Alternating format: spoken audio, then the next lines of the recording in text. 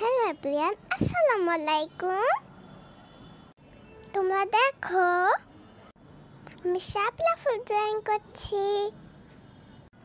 প্রথমে আমার আম্মু আমাকে শেখাই দিয়েছিল, কিন্তু পরে আমি নিজে নিজে ড্রয়িং করেছি আমার মতো এত সুন্দর করে।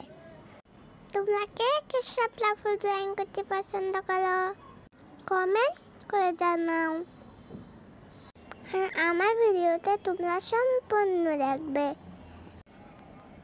সম্পূর্ণ না দেখলে বুঝতেও পারবা না আমি কত সুন্দর করে ড্রয়িং করেছি।